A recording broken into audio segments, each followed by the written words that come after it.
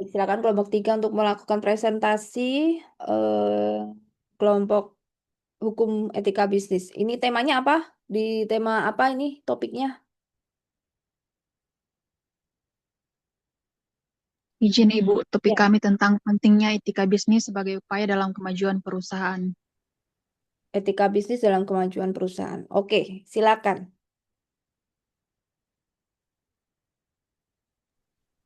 Baik, selamat siang Ibu dosen dan teman-teman semua. Perkenalkan saya sebagai moderator pada sesi presentasi hari ini. Pada kesempatan ini kami akan memaparkan diskusi kami mengenai materi hukum etika bisnis dari kelompok 3. Untuk pemateri pertama saya persilakan.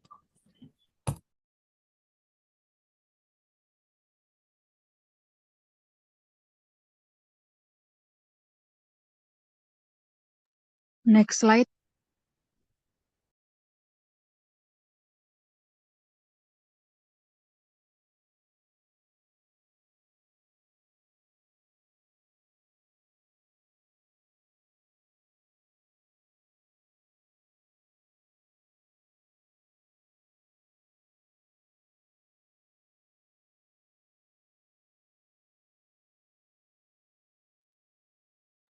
Ibu dosen dan teman-teman, berikut saya akan menjelaskan mengenai latar belakang dari artikel yang kami ambil, yaitu tentang pentingnya etika bisnis sebagai upaya dalam kemajuan perusahaan. Dalam dunia bisnis modern, tidak hanya menuntut keuntungan ekonomi, tetapi juga menuntut tanggung jawab moral dan sosial. Banyak kasus pelanggaran etika terjadi karena orientasi pada keuntungan jangka pendek. Padahal keberhasilan perusahaan jangka panjang sangat dipengaruhi oleh komitmen terhadap nilai-nilai etis. Etika bisnis dapat membantu menciptakan lingkungan kerja yang sehat, mendorong keadilan, dan menjaga hubungan dengan masyarakat serta mitra usaha. Pemateri berikut, disilahkan.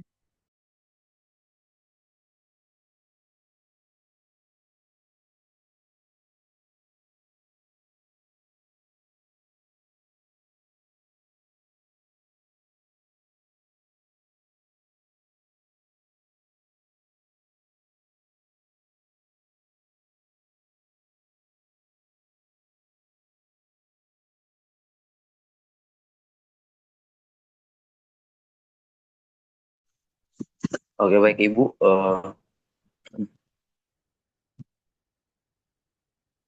Etika bisnis dalam segmen etika terapan yang mencoba untuk mengontrol dan memeriksa pengaturan moral dan etika perusahaan.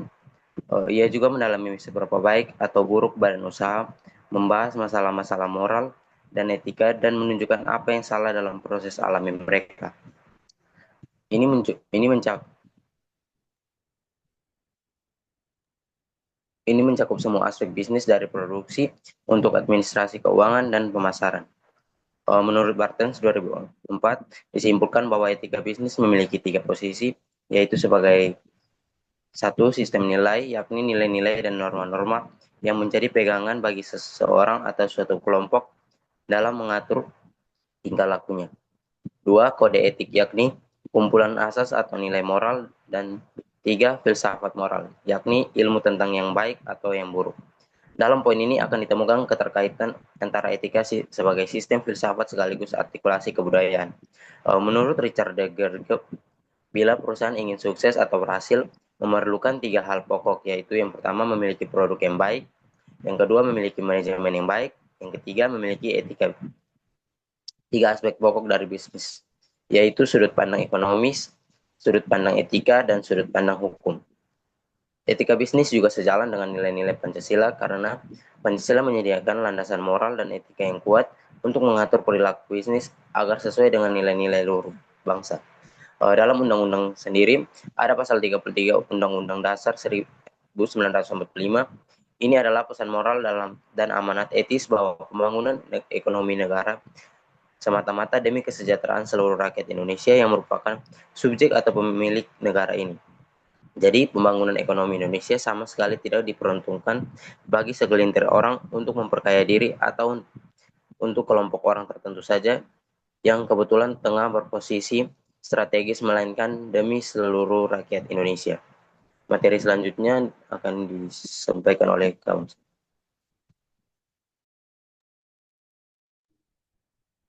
Tolong ini presentasinya di klik slideshow-nya dong, diperbesar.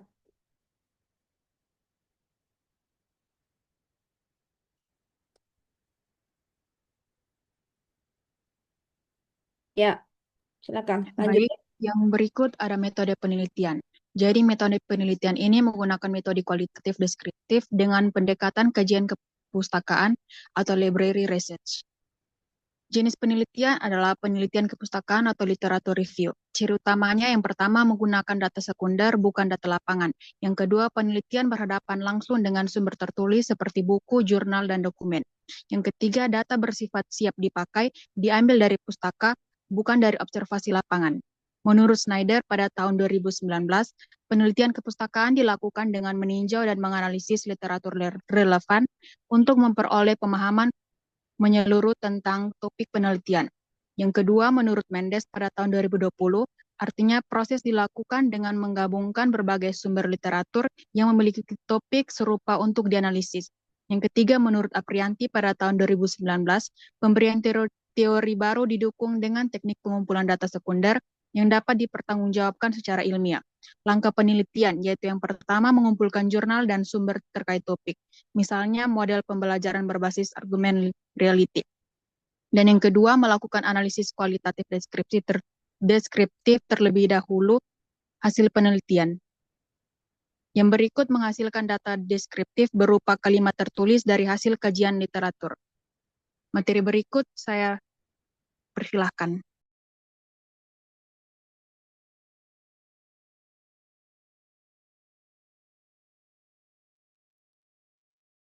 Baik, selanjutnya hasil dan pembahasan. Berdasarkan hasil penelitian, penerapan etika bisnis terbukti memiliki peran penting dalam meningkatkan kepercayaan, reputasi, dan daya saing perusahaan. Perusahaan yang konsisten menjunjung nilai-nilai etis biasanya memiliki hubungan yang lebih baik dengan karyawan, pelanggan, maupun masyarakat. Lingkungan kerja menjadi lebih sehat, transparan, dan saling percaya, sehingga meningkatkan produktivitas serta loyalitas. Sebaliknya, pelanggaran etika seperti korupsi, manipulasi laporan, penipuan,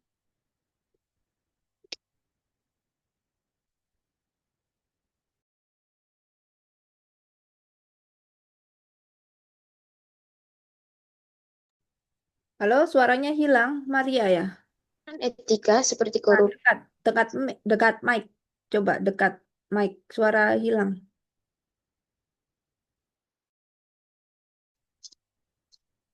Baik, selanjutnya hasil dan pembahasan. Berdasarkan hasil penelitian, penerapan etika bisnis terbukti memiliki peran penting dalam meningkatkan kepercayaan, reputasi, dan daya saing perusahaan. Perusahaan yang konsisten menjunjung nilai-nilai etis biasanya memiliki hubungan yang lebih baik dengan karyawan, pelanggan, maupun masyarakat. Lingkungan kerja menjadi lebih sehat, transparan, dan saling percaya, sehingga meningkatkan produktivitas serta loyalitas. Sebaliknya, pelanggaran etika seperti korupsi, manipulasi laporan, penipuan, atau tindakan tidak transparan dapat merusak citra perusahaan dan mengancam keberlangsungan bisnis. Dampak negatif tersebut tidak hanya dirasakan oleh perusahaan, tetapi juga oleh para pemangku kepentingan lainnya. Secara keseluruhan, etika bisnis berfungsi sebagai pengendali moral yang membantu perusahaan membuat keputusan yang tidak merugikan pihak lain. Dengan menerapkan etika secara konsisten, perusahaan mampu menjaga stabilitas, memperoleh kepercayaan publik, dan membangun fondasi yang kuat untuk keberhasilan jangka panjang. Baik, demikian materi dari saya. Selanjutnya, saya serahkan kepada teman saya.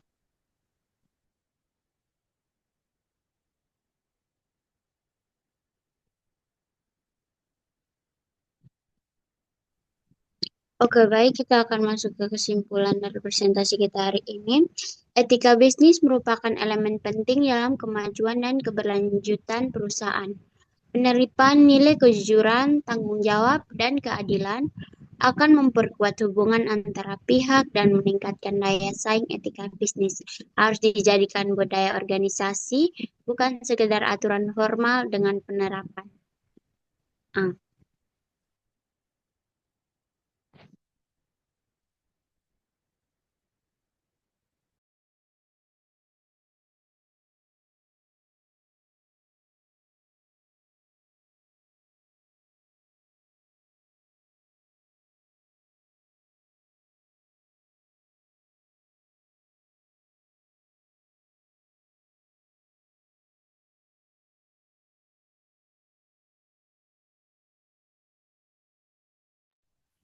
Baik, Ibu. Mungkin ini materi yang bisa kami bawakan, Ibu. Selanjutnya akan masuk dalam diskusi, Ibu. Oke, baik, bisa di-close untuk slide share-nya.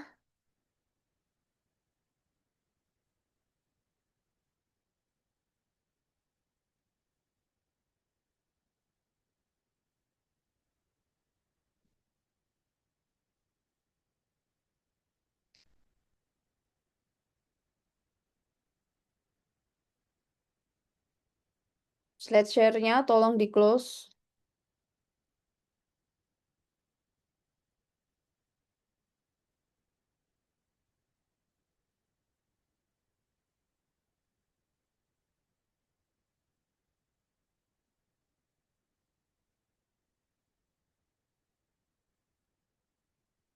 Oke, terima kasih untuk kelompok 3.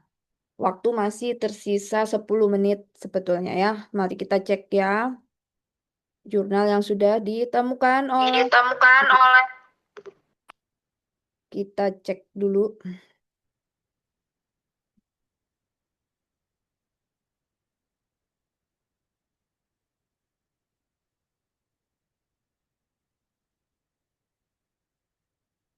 Oke, bisa terlihat? Udah ya, tertampil di layar ya, teman-teman. Bisa cek bersama. Kita besarkan dulu. Nggak kelihatan nih.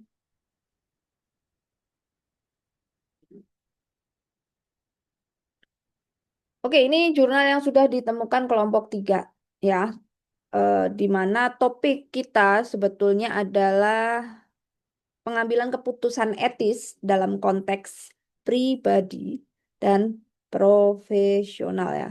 Pengambilan keputusan etis dalam konteks pribadi dan profesional. Oke, Ibu jelaskan dulu sedikit ya untuk intisari dari topik ini dan sudah tepat atau belum. Kelompok 3 menemukan artikel sesuai dengan topik dan juga studi kasusnya gitu ya. Selanjutnya nanti kita berikan kesempatan 5 anak untuk raise hand. Hanya 5 ya, hanya 5 nilainya lebih tinggi daripada yang bertanya tetapi bertanyanya diketik ya, yang raise hand. Kita 5 aja. Oke. Nah, ini apa sebetulnya? Keputusan etis dalam konteks pribadi dan profesional. Sedangkan contoh yang dibawa pentingnya etika bisnis sebagai upaya kemajuan perusahaan. Dua-duanya ada kaitannya ya teman-teman, ada kaitannya. Oke, ini ada kaitannya. Kita lihat dulu yang sudah ditemukan di sini yaitu jurnal tahun 2023 tuh ya 2023 di mana menjelaskan secara deskriptif, menjabarkan ya, menjabarkan melalui beberapa contoh. Nanti ada beberapa contoh ya, seberapa penting berbisnis itu perlu mengikuti aturan norma yang berlaku. Itu ya. Baik dalam lingkup perusahaan itu sendiri atau dalam lingkup secara makro. Makro itu secara negara atau secara wilayah di mana bisnis tersebut ini ya berlokasi tuh. Nah, karena kan mereka mencari untung, tentunya harus ikut aturan sama seperti contoh kelompok 2 yang dibawakan seperti pemalsuan gula kemarin ya, itu kan sudah melanggar etika. Itu artinya bahwa dalam pengambilan keputusan konteks profesional itu tidak tepat gitu ya. Kan di sini kita mau lihat dalam konteks profesional itu bisa artinya bisnis, bisa artinya seorang manajernya mengambil keputusan etis, boleh ya. Pribadi di sini bisa karyawannya sebagai asisten manajer mengambil keputusan etis dalam memecat karyawan misalnya yang melakukan tindakan tidak tepat ketika berbisnis gitu ya, ketahuan melakukan sebuah kecurangan dalam menghitung angka keuntungan ya. Di sini seorang profesional atau pebisnis harus mengambil sebuah keputusan yang berlandaskan moral, aturan yang berlaku di masyarakat tersebut. Ya, gitu kira-kira teman-teman. Oke, kita lihat ini sudah bisa memberikan contoh yang tepat, tapi mungkin Ibu bisa katakan agak kurang deep atau kurang dalam contohnya karena tidak membawa sebuah study case. Kalau di kelompok 2 itu ada studi kasus, salah satunya produk apa dan lokasinya di mana. Itu lebih deep. Yang dimaksud lebih dalam di situ ya, gitu. Jadi nanti berbeda nilainya. Jadi seperti itu teman-teman. Kalau bisa menemukan yang ada study case-nya, kita bisa belajar. Kita lihat ya, apakah mungkin dia menyinggung gitu. Sejauh ini di halaman awal ya namanya artikel itu selalu menjelaskan tentang pengertian. Nah, di sini kan ini pasti dia Sinta 5 atau mungkin 4 ya. Karena pengertian dan teorinya sedikit banyak bercerita. Oke, latar belakangnya hanya ingin melihat gitu ya, ingin melihat faktor apa sih sebenarnya yang membuat etika bisnis ini punya peran penting. Karena dia melihat ya secara penelitian ini si peneliti ini melihat bahwa sejauh ini masih banyak perusahaan yang tidak mentolerir tindakan yang tidak etis itu ya. Misalnya dia bawakan contoh diskriminasi dalam remunerasi atau jenjang karir. Nah, ini seru kalau dimasukkan ke dalam artikel jurnal yang lebih deep lagi, misalnya apa kaitannya kelompok etnis tertentu sebagai karyawan ketika mau promosi itu dipersulit. Itu banyak terjadi. Ini sudah masuk kasusnya ranah hukum ya. Misalnya satu kantor, ya mohon maaf, misalnya ini ke kantornya Huawei gitu ya, atau kantornya di Unilever yang European base, Eropa lah. Terus di situ ada orang non Eropa atau orang-orang imigran dari Asia kerja di perusahaan yang basicnya orang Eropa. Nah, itu ada satu layer misalnya gitu ya, satu layer ketika manajer tertentu di satu bidang tidak bisa dipegang oleh orang-orang yang non Eropa, harus orang-orang penduduk setempat. Nah, ini yang dimaksud dengan diskriminasi gitu ya dalam bidang profesional. Karena jenjang karir itu seharusnya tidak melihat background siapa, dari mana, tetapi dinilai dari kinerjanya, tidak dinilai dari asal negara, daerah, apalagi keturunan siapa gitu kan. Sangat subjektif. Jadi harus berdasarkan hasil kerja atau harus objektif. Nah, ini yang dimaksud oleh artikel jurnal dibawakan kelompok 3. Bagaimana tindakan diskriminasi ketika karyawan bekerja itu bisa dihilangkan atau disamaratakan ketika mereka mau dipromosikan. Jenjang karir kan seperti itu ya, teman-teman. Ada kaitannya dengan naik jabatan, gitu kan. Jadi pimpinan, jadi manajer cabang, manajer area, lalu dapat bonus ketika dia sudah melampaui target tertentu itu disebut sistem remunerasi. Nah, di sini yang membuat sistem harus objektif bukan subjektif. Itu kira-kira keputusan etis yang harus diambil oleh profesional bisnis. Oke, paham ya? Kurang lebih seperti itu yang dimaksud topiknya yang akan kita bahas di minggu ini dan juga di minggu depan karena satu topik dua kelompok ya. Nah, di sini kita cek lagi artikel jurnal. Mari lihat bersama di layar teman-teman. Nah, ini pengertian ya, literatur di sini dia menjelaskan pengertian, tapi ini udah jauh sekali di 2006, ini udah 2025, sudah hampir 20 tahun berlalu dan namanya em, social science atau bidang sosial itu sangat dinamis. Dalam waktu 1 tahun terjadi banyak perubahan dan inovasi ya. Dan otomatis ini sudah banyak teori yang terbaharukan. Jadi ya hati-hati kalau mau mengambil artikel, perhatikan telaah literaturnya, pastikan juga ikut yang terbaru. Bukan dari mana dia publish. Kalau memang publishnya 23, tetapi ternyata yang jadi rujukan 20 tahun yang lalu. Di mana mungkin 2 tahun terakhir ini pengertian ini sudah ada yang melengkapi, atau bahkan yang ini sudah tidak berlaku atau sudah terlalu lama gitu ya, sudah tidak relevan bisa jadi. Makanya ilmu social science itu sangat dianjurkan 5 tahun terakhir sebagai rujukan atau reference. Karena yang terbarukan itu banyak sekali yang sudah dipublish gitu ya, sudah banyak ditemukan sesuatu yang baru gitu. Pengertian-pengertian yang terbarukan itu banyak yang bermunculan. Sehingga pastikan benar-benar new update gitu untuk yang artikel referensinya. Oke.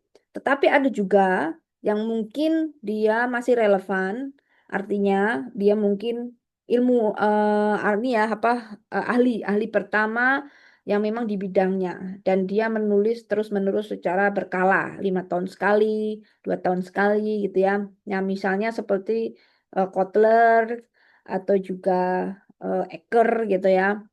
Nah, dia ini meneliti hampir setiap 2 tahun sekali, 3 tahun sekali. Jadi mau ngambil yang lama tidak masalah karena mungkin menjadi basic atau base teori yang mendasar, atau kita bilangnya sebagai teori babon ya, teori awal, basic utama.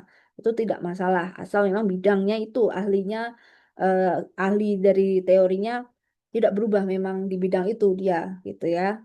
Nah, ini punya beberapa karakter khusus ya. Kalau misalnya Van Ecker gitu, sistem informasi, Venkates juga sistem informasi, ada kebijakan juga dia punya satu ahli, dan dari jadul sampai sekarang dia masih menulis, masih kita bisa tracking ya. Nah, begitu kira-kira. Jadi etika ini sudah dijelaskan dan lain sebagainya. Cuman di sini kalian bisa lihat, ini artikel mungkin tidak terlalu ini ya, kalau kita bilang nggak terlalu ini sih, gimana ya, kalau kita bilang kan ada level-levelnya, skalanya ya, ada yang Sinta 1, 2, 3, 4, 5, mungkin dia ada di jajaran 4 ke bawah karena tidak konsisten sebagai citasi artikel jurnalnya. Ini misalnya aja Bartens. Oke, Bartens ini ahli etika teman-teman, ahli etika bisnis, sudah tepat diambil Bartens, tapi Bartens ini masih yang lama, ada Bartens yang baru sekitar 14-an deh ya. Nah, di sini bentuk format citasinya tidak seragam, tidak konsisten, inkonsistensi. Ya, harusnya tidak boleh. Kalau masuk review, ini sudah harus direview ulang gitu, tidak boleh dipublish. Nah, ini ternyata lolos di inkonsistensi citasi, bentuk format mensitasi artikel rujukan, berarti dia ada di jajaran 4 sampai 5 ke bawah. Kalau Sinta 1, 2, 3, dia ketat, tidak boleh inkonsistensi. Ini 2004, ini 2004 tapi ada halamannya. Seharusnya tidak perlu pakai halaman ya. Tidak boleh pakai halaman. Kalau mau skripsi atau proposal, skripsi nanti juga seperti itu. Karena kalau pakai Mendeley, tidak ada halamannya. Format Mendeley, Zotero, format-format reference, atau daftar pustaka yang otomasi tidak pakai halaman. Langsung nama ahli dan tahun dalam kurung. Ya, gitu. Oke. Ini ada filsafat skala, makrokosmos dan mikrokosmos. Kita sebagai mikrokosmos atau dunia yang kecil, tubuh manusia itu dunia tapi versi kecil karena ada kepala, badan, kaki, itu seperti bergerak sendiri, punya dimensi sendiri, makanya manusia punya karakter yang unik. Dan mereka hidup di sebuah dunia yang kita pijak sekarang disebut dengan bumi, gitu ya, bumi, alam semesta itu sebagai makrokosmos, ya lengkap dengan segala warna-warninya. Nah, disinilah mengapa perlu adanya konsep keseimbangan dalam beretika, karena kita hidup berdampingan gitu ya, sedangkan bisnis juga bagian dari kreasi kehidupan, sehingga perlu ada etika. Itu yang dimaksud sebagai dasar teorinya ya kalau menurut Bartens. Oke, ini sudah juga nggak konsisten kan, Anda bisa lihat ya, di sini ada 2005 tapi tidak pakai halaman, sedangkan yang lainnya seperti Sukirno 2010 ada halaman 20, ada titik 2, itu tidak diperbolehkan seharusnya. Oke. Ya. Nah, ini metodenya yang digunakan adalah studi pustaka. Nah, banyak yang artikel Sinta 1, 2, 3 itu jarang studi pustaka, tetapi disebut dengan bibliometrik atau meta-analisis. Ini versi sederhana, versi paling simple dari bibliometrik ya, hanya mengkaji buku, bukan mengkaji artikel-artikel yang terkait tema etika bisnis. Kalau bibliometrik dia mengkaji artikel bisnis, mungkin artikelnya 10 tahun terakhir dari jurnal-jurnal teratas gitu ya, dari Sinta 1 atau Sinta 2. Nah, itu kita bisa katakan jurnalnya oke ya. Oke, jadi dia hanya mengambil saja beberapa artikel lalu membahasnya, bagaimana peran dan sebagainya. Gitu ya. Oke, perannya ada sudut pandang bisnis. Jadi poinnya sebenarnya ini ya teman-teman. Artikel yang dicari kelompok 3, yang ditemukan kelompok 3, ini poinnya di sini. Bahwa etika itu punya sudut pandang 3 hal. Pertama, sudut pandang uang, gitu ya. Kalau membahas soal uang, bisnis yang bagus itu ya tidak hanya menguntungkan perusahaan, tapi juga punya tanggung jawab moral kepada lingkungan sekitar. Jangan seperti Freeport misalnya. Tapi yang terjadi sulit ya teman-teman. Jadi kita ngomongin etika bisnis itu seperti utopia ya. Cita-cita yang susah tercapai. Itu seperti mimpi di atas awan. Karena banyak banyak dan ini sudah umum terjadi yang namanya perusahaan besar itu seperti mesin pengeruk uang yang mencari untung diri sendiri dan lingkungan selalu dirugikan. Masyarakat dan lingkungan selalu dirugikan. Ini saya mau lihat masih on nggak ya? Takutnya pingsan. Tunggu ya. Teman-teman masih on nggak sih? Pada hilang ininya wajah-wajahnya. Masih, Bu. Masih. Masih. Masih Ibu, Masih ya. semangat Ibu. Masih, Bu. Takutnya pada hilang nih. Oke, ya kita lanjut lagi ya. Oke. Masih, Bu, masih. Masih. Ibu mau cerita sedikit ya supaya teman-teman punya pandangan-pandangan yang amazing lah tanpa Anda harus ke sana gitu loh. Kemarin Ibu ada diskusi dengan beberapa teman yang di Jawa gitu ya. Beliau ini orang yang cukup didengar lah oleh masyarakat begitu. Karena tiba-tiba Ibu dapat pesan gitu ya lewat berapa ini apa sosial media. Ibu pulang dong ke Dieng, tahu Dieng kan, Candi Dieng ya, di mana candi itu posisinya ada di gunung ya, di tengah gunung yang terkenal sebagai negeri di atas awan. Ketika bulan seperti ini itu keluar salju, embun upas kita bilang. Jadi di Indonesia kita punya beberapa lokasi yang bisa mengeluarkan salju. Salah satunya Puncak Kartens, Jayawijaya, dan di Candi Dieng di Wonosobo, Jawa Tengah. Gitu ya. Di tengah pemukiman padat itu di tengah candi bisa keluar saljunya di rumput. Nah, ini musim-musim keluar salju. Diminta untuk ini ya, Ibu bisa bantu dan lain sebagainya. Tapi posisi saya sudah tidak di Jawa lagi, mungkin saya bisa bantu lewat beberapa teman. Mereka ini sedang berada di posisi dilematis. Jadi masyarakat Dieng itu memang kita lihatnya sebagai wisata ya, karena sering tiap tahun menjadi ajang wisata Dieng Cultural Festival. Kapan-kapan mungkin minggu depan aja ya, minggu depan kan masih topik ini.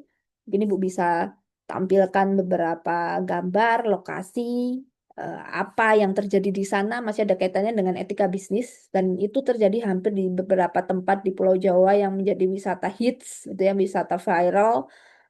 Gunung dan tempat-tempat keluar kabut itu menjadi tempat viral teman-teman di sana. Tetapi itu hanya permukaan. Mereka menyimpan beragam masalah yang harus diselesaikan oleh ahlinya gitu ya, oleh ahlinya yang di bidang hukum, di bidang bisnis dan lain sebagainya. Jadi di satu tempat yang sangat subur karena mengeluarkan gas alam. Jadi Anda bisa lihat pemukiman penduduk yang padat itu ada di lereng gunung, tetapi belakang rumahnya ada asapnya gitu ya, keluar dari dalam tanah. Dia namanya panas bumi, geotermal. Di situ ada PLTG, geotermal teman-teman. Nah, di sini geotermal itu sekarang terakhir ini dijadikan ini ya seperti mohon maaf seperti ajang eksploitasi ya. Banyak pengusaha besar yang menginginkan panas bumi yang ada di desa-desa di Dieng itu dimaksimalkan sampai benar-benar maksimal sehingga tanah di sana sudah susah untuk bisa subur ya. Di sana penghasil sayur dan kentang. Kentangnya bisa besar-besar banget, teman-teman. Kentangnya bisa kayak, aduh kentang raksasa lah. Kita bilang kentang Dieng itu biasa gede banget ya. Kalau dipotong itu dibesar-besar gitu. Nah, ini sudah susah untuk ditanam bisa sebagus seperti dulu. Itu satu. Karena semakin banyak eksploitasi gas alam yang tidak tertata secara geolokanya. Lalu yang kedua, mohon maaf ya, ada kita sebut beberapa perusahaan seperti Indofood itu meminjam lahan untuk menanam sesuatu di sana seperti ginseng di beberapa area. Tanaman ginseng itu kalau terlalu lama dia akan merusak tanah karena panas. Jadi tanah itu hanya bisa dipakai cocok tanam sekitar 20 tahun itu maksimal. Ketika sudah lewat 20 tahun tidak bisa dipakai. Warga tidak bisa menggarap tanah itu lagi jadi lahan kering, tandus, bayangkan di tengah gunung. Sedangkan yang untung produsen. Gitu ya. Kalau mereka tidak memberikan lahan ini kepada produsen atau pebisnis, mereka mau makan dari mana? Gitu. Mereka sekarang susah kerjanya gitu ya. Jadi mereka sedang dilema antara mempertahankan lahan, mempertahankan jati diri sebagai warga pedesaan wisata yang alami atau ikut arus modernitas. Jadi they are calling for help sebenarnya to scientists gitu ya. Jadi kemarin kita rapat, aduh harus ada yang segera ke sana jangan sampai tahun depan. Jadi ada yang mau berangkat di bulan Desember. Tuh ya. Nah, ini yang dimaksud dengan harus berbisnis tapi etis. Hampir jarang yang berpikir ke arah situ karena repot. Kita yang penting dapat untung, ngapain ngurus masyarakat. Masyarakat yang memang udah nggak punya ya udah biar nggak punya aja. Itu pikiran-pikiran yang mohon maaf ya, yang pengen gampang gitu ya. Tapi tidak semua perusahaan seperti itu, tetapi rata-rata mohon maaf begitu. Nah, itu banyak terjadi dan istilahnya dark ya. Gelap. Gelap tuh kita dapat banyak cerita di bawah dari masyarakat, tapi yang di atas tidak bisa lagi ditegur atau bagaimana karena kita bukan yang berwenang.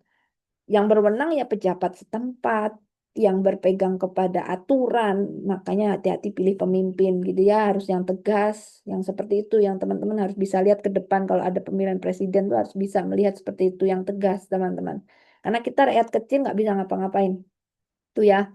Banyak juga lahan yang dijadikan pencucian uang, teman-teman. Jadi kesannya tempat penginapan itu untuk warga sekitar dapat untung, ya ibu-ibu tani, nenek-nenek yang memanggul buah sayur naik turun dengan lereng yang curam, dapat untung dari penginapan di sekitar tidak.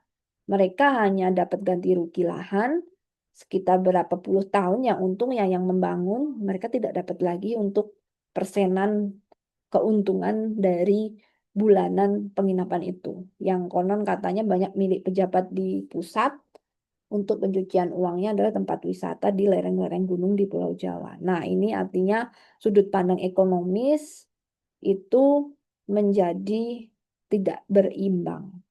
Nah, ini perlu hukum dan etika bisnis yang ditegakkan.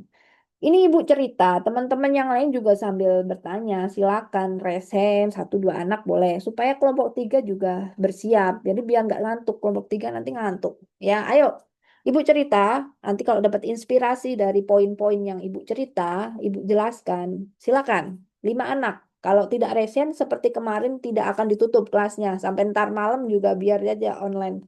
Ayo silakan ya. Udah ada dapet langsung resen aja. Tapi keep dulu Saya, pertanyaan. Bu. Siapa?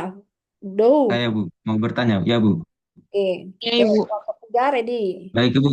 Eh, Diresen saya dulu. ingin bertanya. Maaf, maaf, Saya maaf. ingin...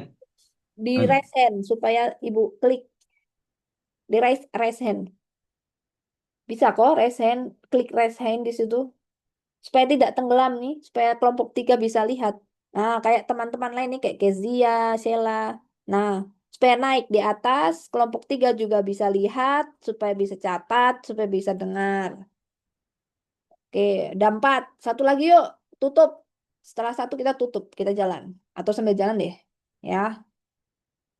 Oke, kelompok 3 perhatikan ya. Sudah ada 4. Nanti setelah menjelaskan. Oke, Maria. Oke, close. Close. Kita ada Kezia, Sheila, Fulgentinus, Margareta, Yeyen, Maria Jelita. Tadi Fulgentinus dulu. Oke, sudah siap kelompok 3? Kelompok 3. Oke, kalau kelompok 3 sudah, saya persilahkan Fulgentinus Dohu. Baik, terima kasih atas kesempatannya. Langsung saja, saya ingin bertanya, bagaimana pandangan kelompok jikalau misalkan itu eh, ada dari anak dari pemilik perusahaan melakukan pelanggaran bisnis. Nah, bagaimana cara dari kelompok untuk bisa mengatasi tersebut? Apakah anak tersebut dipecat saja atau tetap bertahan karena ia adalah pemilik dari ia adalah anak dari pemilik perusahaan? Itu saja. Terima kasih. Oke, kelompok 3. Kelompok 3 siapa sih tadi? Kelompok 3 siapa yang presentasi? Halo, kelompok 3 siapa tadi? Bisa open ininya, mic-nya di open dong. Oke, Ibu. Siapa tadi Saya Ibu. nama? Soalnya nggak kelihatan. Alexander. Alexandro ya, sama Betania ya. Oke. Oke, Alexandro, pertanyaannya Fulgentinus apa? Bisa diulang? Baik. Pertanyaan saya atau Fulgen, Ibu? Oh, Alexandro. Iya, Oh, pertanyaannya Fulgen apa? Diulang tadi. pandangan kelompok jika ada anak dari pemilik perusahaan melakukan kesalahan, itu apakah langsung dipecat atau bagaimana, Ibu? Oke, siap. Good. Berarti memperhatikan. Jadi gitu ya, Ibu lagi tes nih maksudnya. Kelompok 3, Ibu cek loh. Yang bertanya, paham tidak itu. Oke, silakan dikip ya, Alexander dan Betania dan teman-teman yang lain dikip dulu. Silakan Fulgentinus tulis ulang ya. Mohon maaf ya, tulis ulang ya. Supaya dibantu kelompok 3, supaya tidak bingung. Seharusnya tidak usah ditulis ulang, biar kelompok 3 yang bertugas. Tapi kita bantu, kita kan berlatih di sini untuk meeting, profesional meeting. Kita belajar. Tadi nggak apa-apa ya. Fulgentinus tolong ya, diketik ya. Siap, Ibu. Siap, Ibu. Saya ketik, Ibu. Silakan ketik di WhatsApp. Boleh diketik setelah Anda raise hand. Apakah anak pemilik perusahaan ini ya, kalau dia melanggar etika atau mungkin menggelapkan uang atau melakukan keputusan yang tidak etis dalam ranah profesional bisnis, tapi tetap dibiarin aja atau bagaimana? Dari sudut pandang kelompok 3 ya, ada banyak sisi, nanti bisa dijelaskan. Oke, sekarang kita lanjut lagi karena Fulgentinus sudah bertanya. Fulgentinus ini Anda taruh di mana nih kolom chat? Anda taruh di WhatsApp aja dah. Di WhatsApp Oh aja. iya, Bu. Ya, Bu. Ya, Bu. Hilang Baik, Bu. nanti. Karena yang punya Zoom kan ibu. Nanti masuknya di ibu punya memori chat. Di WhatsApp aja. Ya, lanjut. Kelompok 3 siap ya. Kezia, silakan. Baik, perkenalkan nama saya Kisah Stefanindun, perwakilan dari kelompok 6. Nah, di sini saya mau menanyakan, materi menyarankan bahwa etika bisnis harus dijadikan budaya organisasi, bukan sekedar aturan formal. Jika etika yang tadinya hanya menjadi aturan formal, kemudian benar-benar diinternalisasikan sebagai budaya organisasi, maka apa konsekuensi utama terhadap daya saing dan reputasi perusahaan?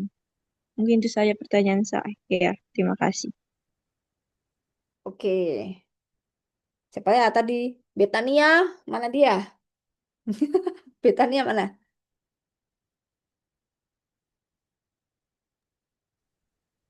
Halo, Betania masih ada? Mana dia? Hilang. Selain Alexandro siapa sih yang kelompok 3 tadi? Betania terus. Kristen Ibu.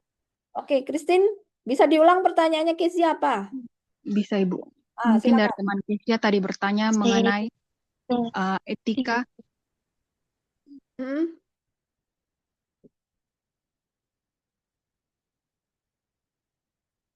Ya, suaranya, ya, suaranya di. Mungkin dari teman Keisha tadi menanyakan konsekuensi utama terhadap daya saing dan reputasi perusahaan. Oke, betul Kezia pertanyaannya itu atau bisa diulang lagi? Mungkin kelompok 3 bingung. Coba, Kezia bisa diulang, mohon maaf. Mungkin saudara bisa mengulang soalnya jaringan tidak bisa didengar. Ya, Kezia coba diulang. Baik, Kezia, bisa silakan diulang pertanyaannya Kezia. Jadi kan materinya menyarankan bahwa etika bisnis harus dijadikan budaya organisasi, bukan sekedar aturan formal. Jika etika yang tadinya hanya menjadi aturan formal, kemudian benar-benar diinternalisasi sebagai budaya organisasi, maka apa konsekuensi utama terhadap daya saing dan reputasi perusahaan? Nah loh, itu ada 3 poin pertanyaannya. Daya saing, reputasi, etika bisnis menjadi budaya. Bisa diulang, Christine? Paham tidak? Yang penting paham dulu. Nanti kan baru di. bisa Ibu. Maaf Ibu, saya kendala jaringan. Saya jawab Keisha pertanyaan tadi. Heeh. Eh, Kalau dari Keisha itu menyarankan bahwa etika bisnis harus dijadikan budaya organisasi, bukan sekedar aturan formal. Jika etika yang tadinya hanya menjadi aturan formal, kemudian benar-benar diinternalisasi sebagai budaya organisasi, maka apa konsekuensinya? Oke. Ya, konsekuensinya ada 2 poin ya, daya saing gitu ya dan strategi gitu kan. Oke. Jadi yang namanya etika itu nggak semua perusahaan itu menjadikan sebuah budaya atau nilai. Ya, budaya perusahaan itu nilai ya, seperti BUMN itu punya nilai apa ikhlas apa itu ya, ikhlas apa yang singkatan itu ya, bank itu. Jadi yang dimaksud budaya itu slogan itu kan lalu mereka ini melaksanakannya setiap hari gitu ya. Ada juga di paling jelas itu budaya perusahaan punyanya BUMN ya yang dia ketika masuk ke kantornya itu ada tulisan besar-besar gitu ya.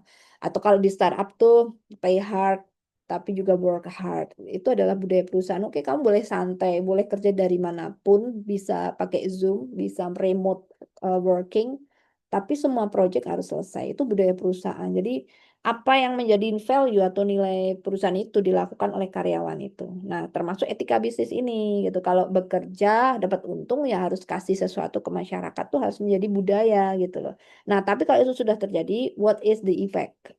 Gitu ya, apa dampaknya kalau memang sudah jadi budaya terhadap dengan daya saingnya, strateginya mereka untuk bisa bertahan dan lain sebagainya gitu loh. Efeknya apa kalau jadi budaya terhadap daya saing mereka sesama bisnis pebisnis gitu.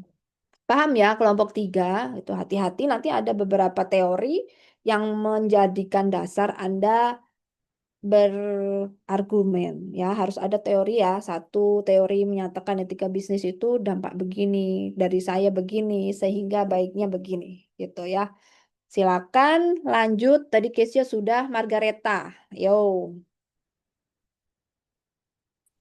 Baik, terima kasih untuk kesempatan yang telah diberikan kepada saya. Di sini saya akan bertanya dalam konteks persaingan global, bagaimana perusahaan di Indonesia dapat mempertahankan atau meningkatkan standar etika bisnis untuk tetap kompetitif dengan perusahaan asing yang mungkin memiliki standar, nilai, atau budaya bisnis yang berbeda.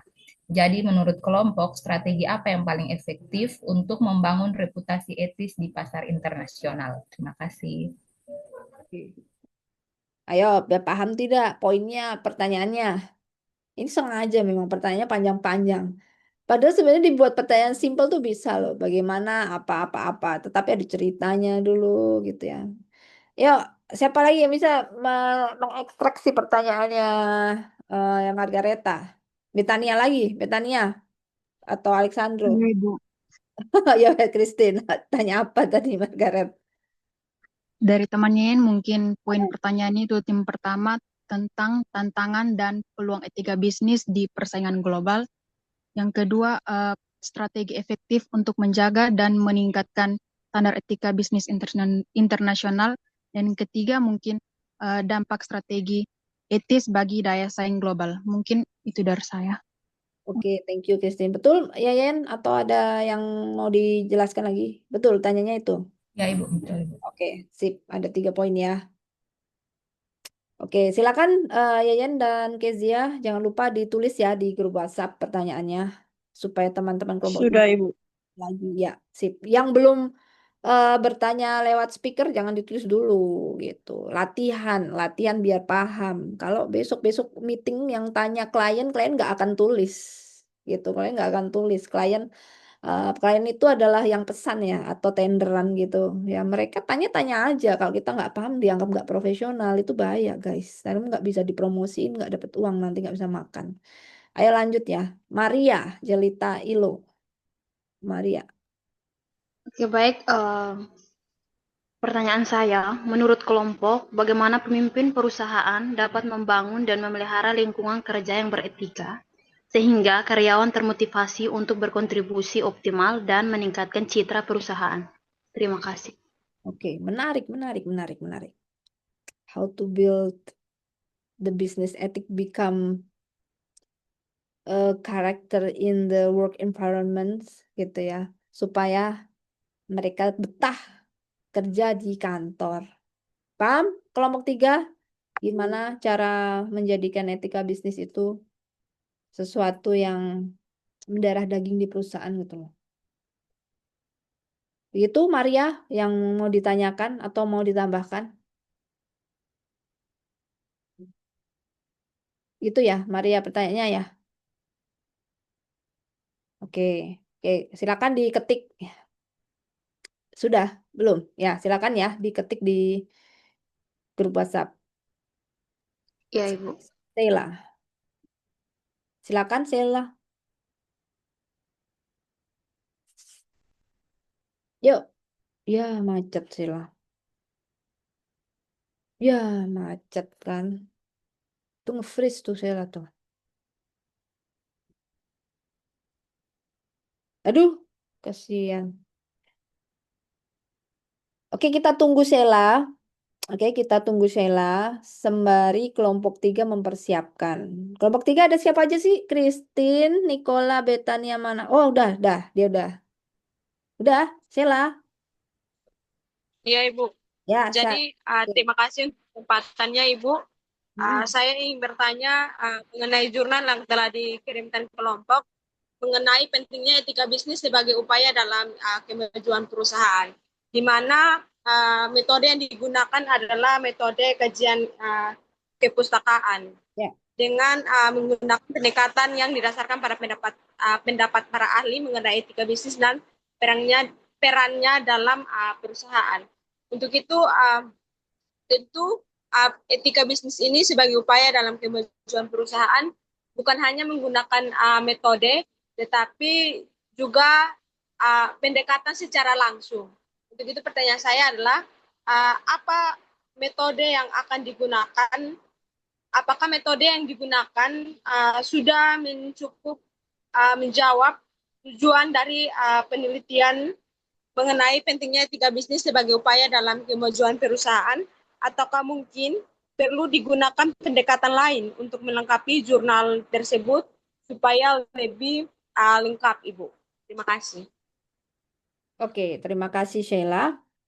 Oke, jadi kelompok 3 di sini dia mengkritisi artikel jurnal yang sudah kalian temukan ya, karena kan membahas tentang seberapa penting sih etika bisnis ini dalam perusahaan gitu ya. Dalam perusahaan, tapi untuk apa gitu loh endingnya? Untuk perusahaan itu bisa profit, untuk perusahaan itu bisa sustain, bertahan, atau untuk perusahaan itu bisa bersaing gitu. Kan untuk apa kan? Sebenarnya banyak ya yang bisa dijelaskan. Lalu metode di sini kan tadi metodenya hanya mengkaji pustaka atau dari artikel jurnal, tapi tidak jelas berapa artikel jurnal yang sudah dia kaji analisis, sudah dia review sehingga jadi satu artikel ini yang diangkat Anda kelompok 3. Seharusnya dijelaskan kalau jurnalnya oke, yang Ibu tadi udah kasih kunci ya. Mungkin dia sudah mereview 5 artikel, 10 artikel, 200, 300 misalnya gitu ya.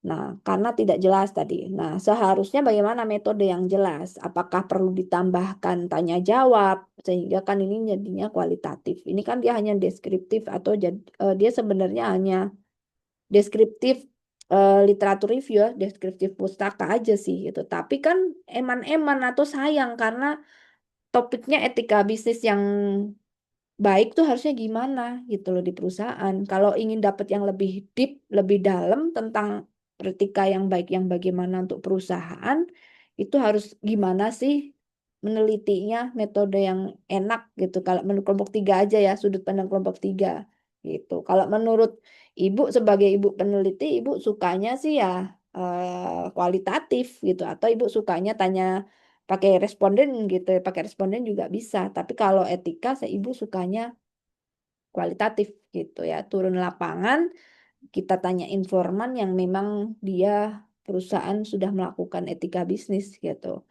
Langsung study case. Berarti kan pendekatan atau penelitiannya harus berubah metodenya gitu. Nah, kalau menurut Anda kelompok tiga gimana gitu ya untuk bisa mendapatkan yang lebih oke lagi untuk etika bisnis peran. Paham ya kelompok tiga?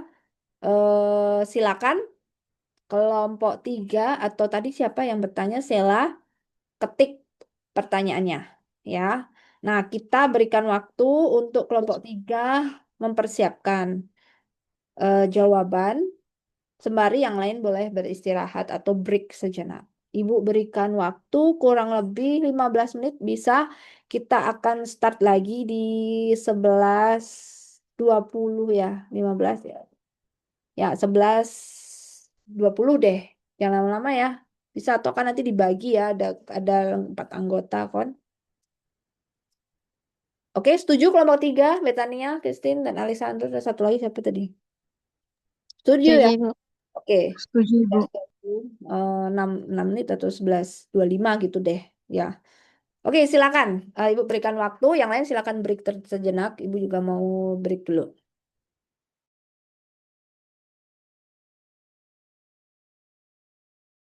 Konsumen hingga transparansi Ya, keuangan. ya. Yang kedua, perusahaan asing dengan standar longgar bisa menawarkan harga lebih rendah sehingga menekankan perusahaan lokal untuk menurunkan standar demi efisiensi. Namun dalam ekonomi global saat ini, perusahaan yang beretika tinggi justru lebih dipercaya karena mendapat akses pasar lebih luas dan memiliki daya saing jangka panjang. Oleh karena itu, perusahaan Indonesia dapat memposisikan etika bukan sekedar kewajiban tetapi strategi kompetitif untuk menciptakan reputasi internasional yang kuat.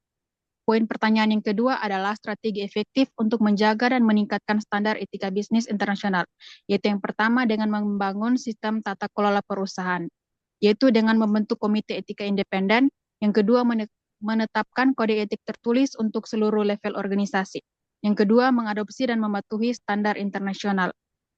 Yang ketiga, membangun budaya perusahaan berbasis nilai yang dimana melatih karyawan tentang integritas kepatuhan dan anti korupsi.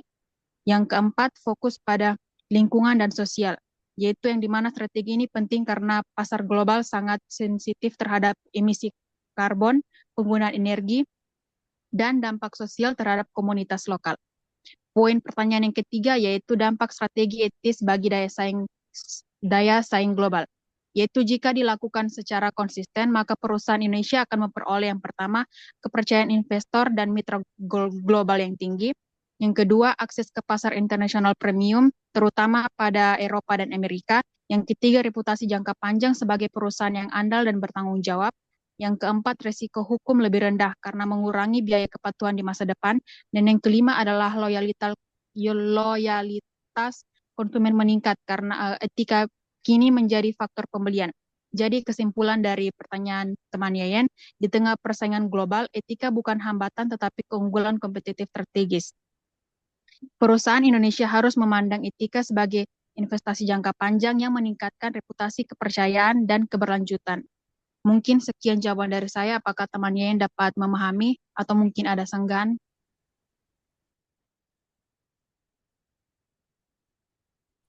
Baik, terima kasih untuk jawabannya. Jawabannya dapat saya pahami. Terima kasih. Oke, baik sekali, Christine. Tapi panjang sekali ya, Christine. Langsung saja ya, poin ini artinya begini. Jadi disingkat aja. Anda kan mungkin temukannya terlalu panjang ya.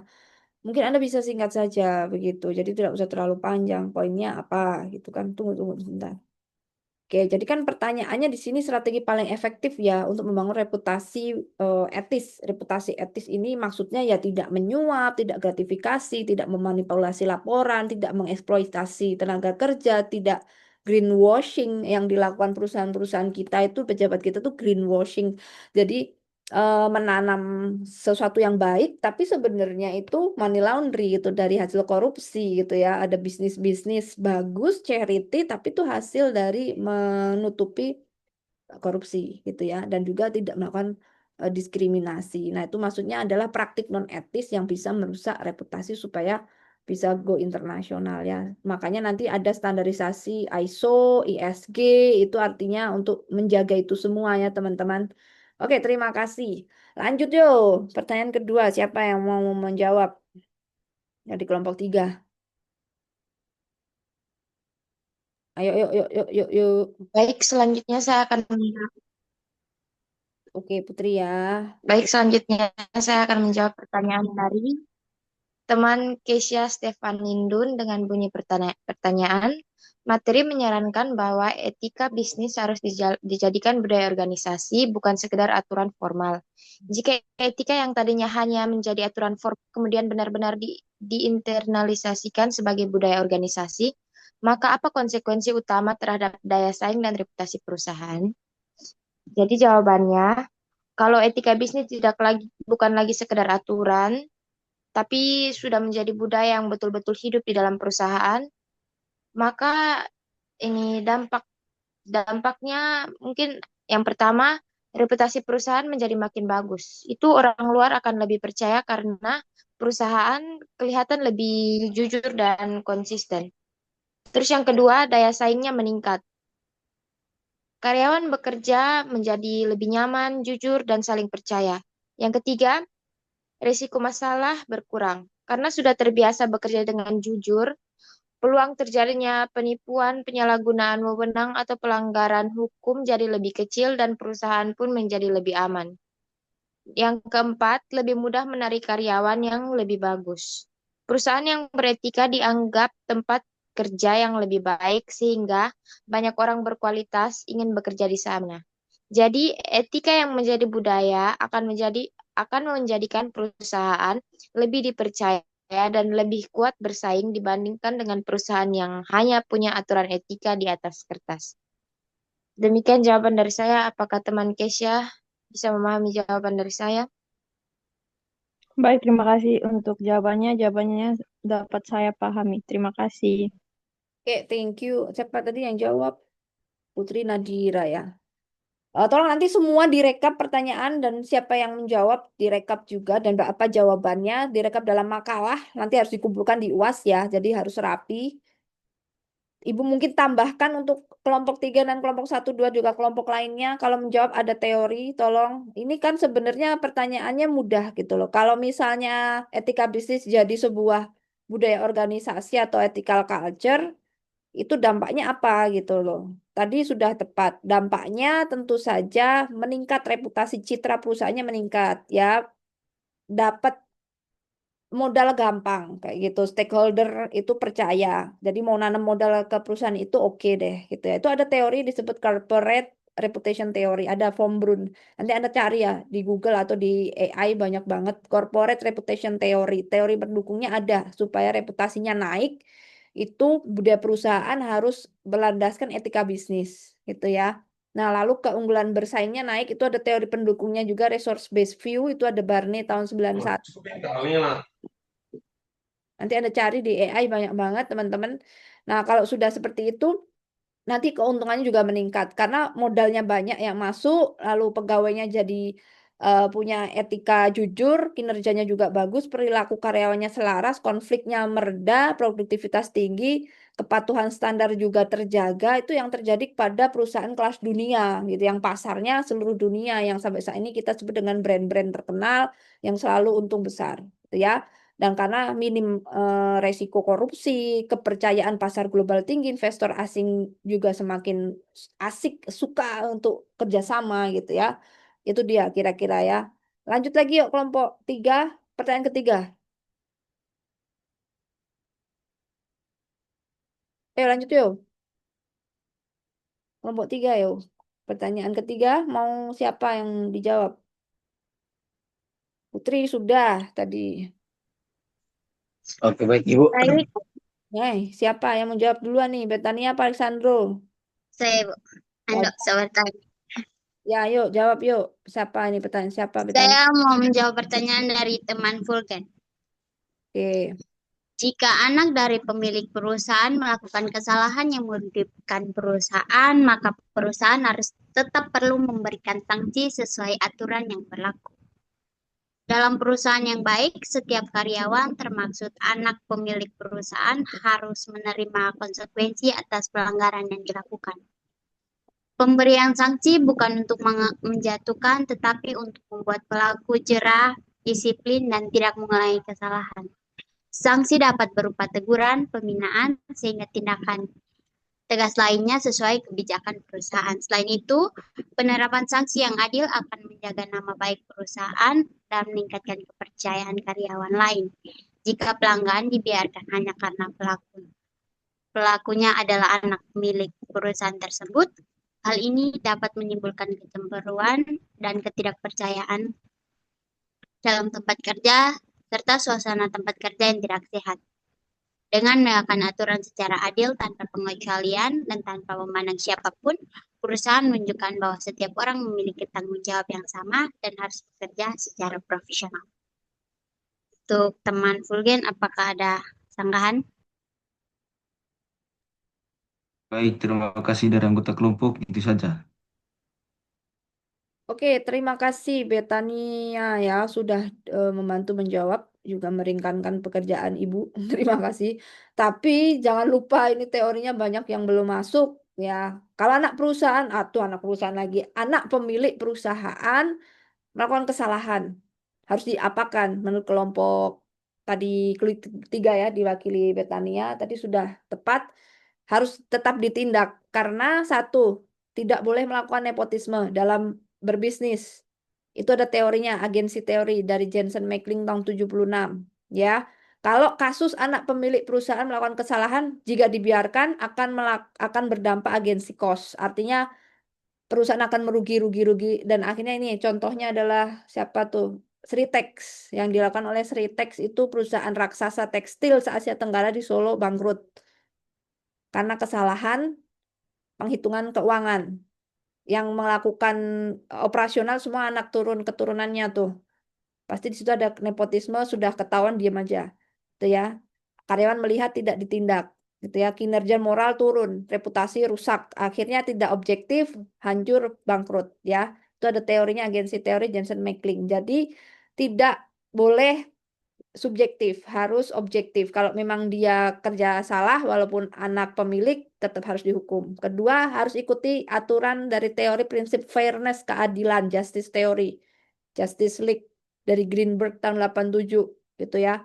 Di sini keadilan itu lengkap, ada keadilan saksi, prosedur sampai keadilan perlakuan interpersonal. Sehingga sanksi harus sama jatuhnya sesuai prosedur tidak berdasarkan status keluarga. Anak pemilik salah tidak diberi sanksi, karyawan biasa salah langsung disanksi. Itu rasa keadilannya hilang, teorinya tidak masuk justice theory. Jadi salah. Jadi sudah melanggar teori, itu ya. Jadi teori ini dibuat sebenarnya karena sudah ada penelitian berjuta-juta tahun yang lalu di Amerika Serikat. Makanya banyak perusahaan besar dari Amerika karena Amerika mau belajar dari kesalahan.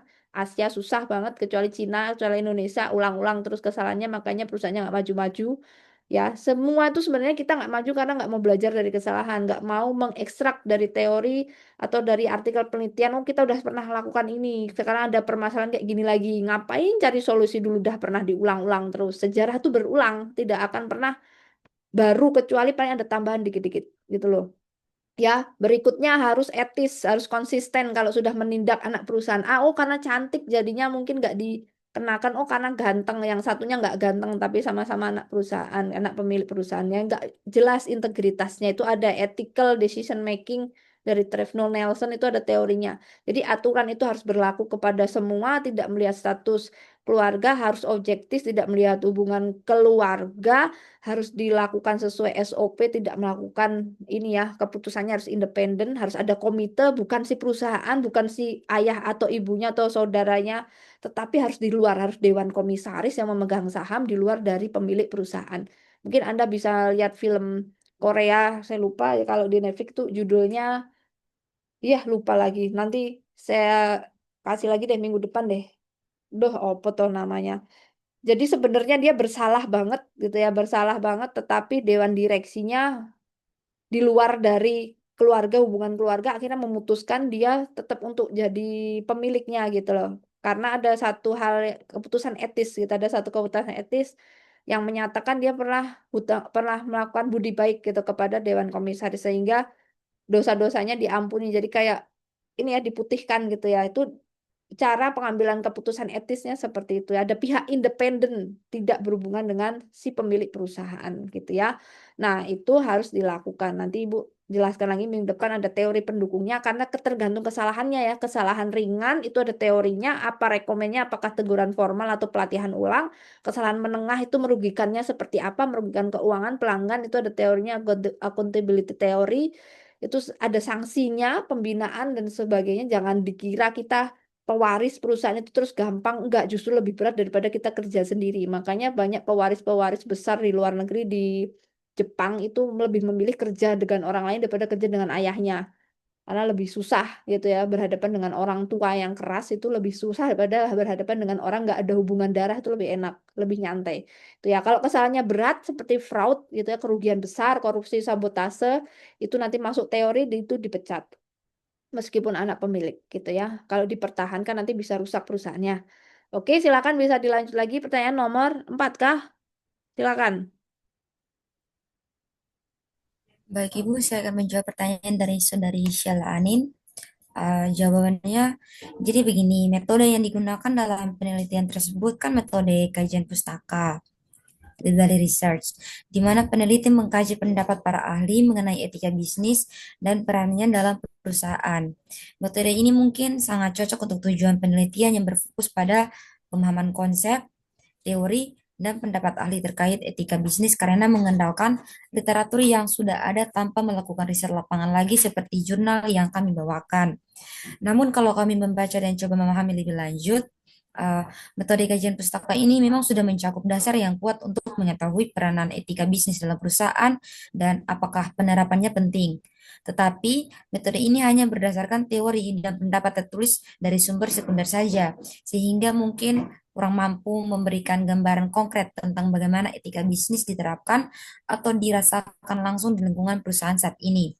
Menurut kami, untuk melengkapi jurnal tersebut agar lebih kaya dan mendalam materinya dan dapat dipahami secara kompleks, mungkin perlu ditambahkan metode lain seperti pendekatan kuantitatif, yaitu misalnya seperti survei kepada karyawan atau manajemen perusahaan, atau pendekatan kualitatif yaitu wawancara atau studi kasus lapangan bisa dilakukan agar data yang diperoleh bisa memberikan gambaran real dan aktual tentang implementasi etika bisnis serta dampaknya secara nyata di perusahaan. Mungkin dengan tambahan data primer ini penelitian akan lebih lengkap dan memiliki bukti empiris yang mendukung. Mungkin ini yang bisa saya berikan. Apakah Saudari Sheila ada sanggahan? Jadi baik, terima kasih untuk jawabannya. Jawabannya dapat dimengerti. Saya dapat simpulkan bahwa metode yang digunakan oleh peneliti dalam jurnal yang ia buat adalah sudah efektif, namun pendapat dari kelompok agar lebih terperinci menggunakan metode lain untuk melengkapi jurnal yang telah disampaikan. Terima kasih. Oke, terima kasih. Kembali lagi ya sesuai tujuan tadi jurnalnya hanya ini melihat saja sih peran gitu kan, tapi tidak melihat bagaimana dengan studi kasus yang lainnya. Artinya ya cukup sih karena dia hanya melihat secara sederhana peran etika kepada perusahaan, tapi tidak terhadap dampak lebih luas. Kalau dampak lebih luas mungkin nanti seperti sudut pandang kelompok 3 mau ditambahkan responden yang kuesioner atau informan sebagai kualitatif yang wawancara hanya 2 orang pemilik perusahaan. Study case itu berarti kan melihat dampak dari peran itu sejauh mana. Tapi kan hanya lihat penting aja, penting nggak seberapa penting hanya dari literatur. Ya udah berarti ya sudah cukup. Karena kembali ke tujuan dari artikel ya, kalau hanya sebatas itu ya udah metodenya literatur review aja gitu loh. Coba metodenya deskripsikan saja dari yang teori-teori yang sudah ada. Tapi kalau ingin melihat studi kasusnya sampai deep ya harus turun lagi, harus lebih kerja, lebih keras lagi. Metodenya harus lebih kompleks lagi. Itu ya teman-teman. Metode itu disesuaikan tujuan penelitian ya. Sama apa keinginan dari penelitinya. Kembali lagi. Oke, terima kasih. Lanjut yuk kelompok 3 untuk menjawab yang terakhir ya. Betul? Atau sudah? Terakhir ya? Pertanyaan terakhir ya? Oke, berikutnya dari Maria Jelita Piloteti dengan pertanyaan bagaimana pemimpin perusahaan dapat membangun dan memelihara lingkungan kerja yang beretika sehingga karyawan termotivasi untuk berkontribusi optimal dan mampu meningkatkan citra perusahaan. Untuk membangun lingkungan kerja yang beretika, seorang pemimpin harus melakukan beberapa langkah, yaitu yang pertama menjadi teladan atau role model. Ketika pemimpin konsisten bersikap jujur, adil, dan bertanggung jawab, karyawan akan mengikuti standar yang sama. Yang kedua, menyusun kode etik yang jelas. Kode etik ini menjadi pedoman agar seluruh karyawan tahu batasan dan harapan perusahaan. Yang ketiga, komunikasi terbuka dan transparan. Pemimpin harus mendorong budaya komunikasi dua arah, di mana karyawan merasa aman menyampaikan pendapat, ide, atau laporan pelanggaran tanpa takut mendapat sanksi. Yang keempat, memberikan pelatihan etika secara berkala. Pelatihan membantu karyawan memahami nilai-nilai etika, cara pengambilan keputusan yang benar, dan cara menghindari konflik berkepentingan. Yang kelima, sistem penghargaan dan sanksi yang adil. Pemimpin yang perlu memberikan penghargaan kepada karyawan yang menerapkan etika kerja yang baik, serta memberikan sanksi yang tegas pada pelanggaran. Hal ini menumbuhkan rasa keadilan dan meningkatkan motivasi kerja. Yang keenam, yang dapat dilakukan yaitu membangun budaya kerja yang positif. Ketika lingkungan kerja dihiasi dengan kepercayaan, kerjasama, dan rasa saling menghargai, karyawan akan merasa nyaman dan lebih berkomitmen untuk memberikan kontribusi yang terbaik. Jadi dengan menerapkan langkah-langkah tersebut, pemimpin dapat menciptakan lingkungan kerja yang beretika yang pada akhirnya tidak hanya meningkatkan motivasi dan kinerja karyawan, tetapi juga memperkuat citra positif perusahaan. Itu saja jawaban yang dapat saya berikan. Apakah ada tanggapan atau sanggahan? Terima kasih, jawabannya dapat dipahami.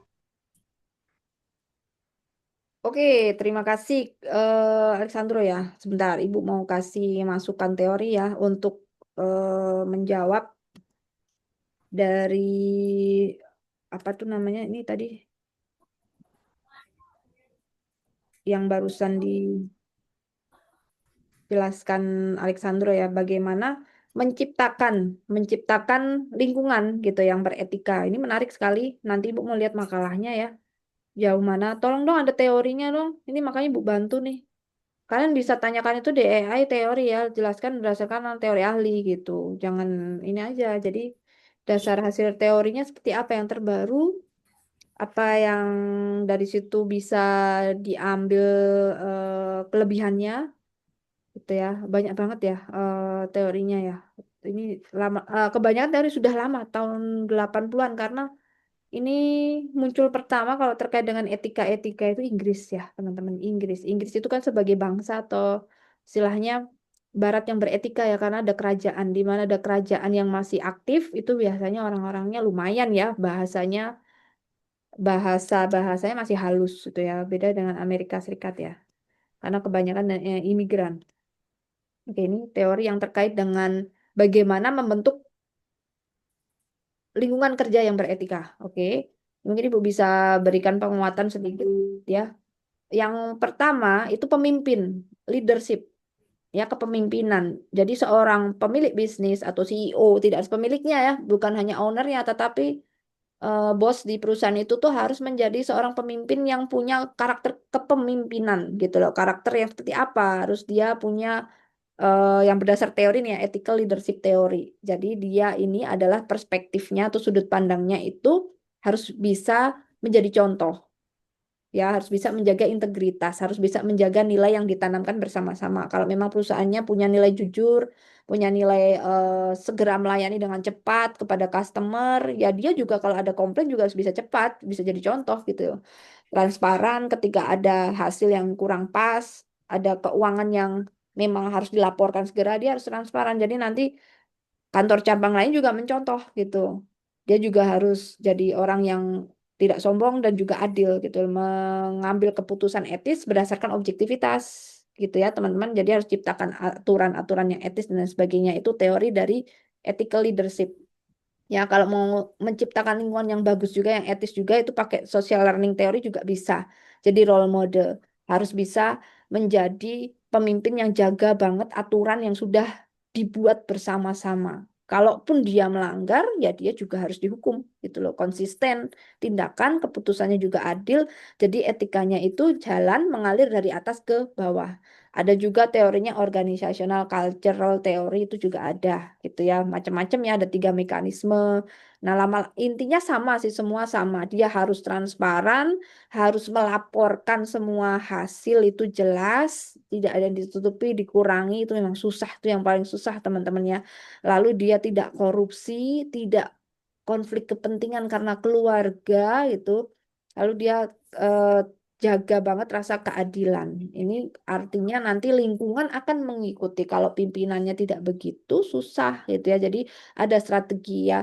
Ketika strategi pemimpin itu A, nanti dampak etisnya misalnya karyawannya mau meniru gitu ya. Itu social learning theory. Kalau misalnya kebijakannya jelas, nanti karyawannya itu tidak saling bingung. Oh, Bapak kemarin bilang harus dilakukan sekarang. Oh, yang asisten manajernya tidak. Jadi bingung, ambiguitas moral itu ethical leadership. Kalau jelas kebijakannya dihukum ya ayo dihukum bareng-bareng, kita bikin efek jera kepada customer ya udah berarti tidak ambigu ya. Itu contoh ya. Lalu ada lagi buat laporan yang beres itu ya supaya tidak terjadi kesalahan besar. Itu ada governance teori macam-macam ya. Ada reward, artinya ada hadiah untuk meningkatkan motivasi. Selain dihukum juga harus ada dong hadiahnya. Terus sanksinya tidak pandang bulu supaya adil, fairness, kepercayaan itu ada organizational justice, ada teorinya juga. Komunikasinya rutin ya, harus ada tiap minggu, tiap bulan, rapat, tiap setahun sekali, family gathering, keluarga dibawa seperti yang dilakukan BUMN. Jadi kita tahu ayah kita kerjanya ngapain, nilai kerjanya seperti apa. Itu yang jadi pengalaman saya ya. Pernah ikut gathering family, kerja nggak gampang gitu. Jadi setelah itu dampaknya ke kami, ke anak-anak, oh kami kerja juga harus kayak gitu. Wah, itu ngefek banget komunikasi etika itu, teman-teman. Pelatihan tadi sudah tepat, itu meningkatkan sensitivitas moral. Jadi harus pelatihan tadi setahun sekali atau mengundang psikolog ya, pakar-pakar pelatihan dari psikolog-psikolog itu harus ada pelatihan rutin 1 bulan sekali, itu kan. Terakhir transparansi, oke untuk reputasi. Baik teman-teman, nanti kalau misal kelompok 3 membutuhkan beberapa teori, silakan saja diinformasikan. Nanti Ibu bisa bantu atau teman-teman bisa cari sendiri juga tidak masalah. Oke, itu saja ya. Kira-kira sudah jam 12. Mohon untuk ini apa bangun dulu, tidur, cuci muka, kita open dulu kameranya, di-on kan. Kita mau presensi. Saya nanti dibantu Maksi untuk cek siapa ya yang kameranya mati. Ini jam 12.01. Yuk kita presensi dulu yuk. Ibu mau screenshot supaya cepat, tidak usah panggil satu-satu. Udah zamannya AI, panggil satu-satu repot banget. Sing. Yuk. Aduh hujan, untung kita online.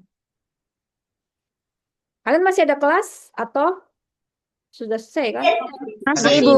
Masih Ibu, jam 3 Ibu. Oh, berarti bisa istirahat dulu ya.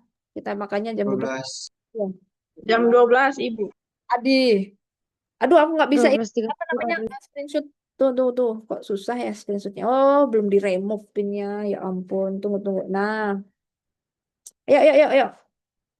Udah ya. Jam 12 kan. Makanya cepat nih. Makanya Ibu kejar-kejar tuh supaya segera on time. Karena materinya lumayan. Oke. Kita mulai ya. Ayo standby yuk. Wajahnya. Namanya juga harus jelas nih namanya ya. Karena Ibu cek dari situ, juga cek dari situ, 1, 2, 3.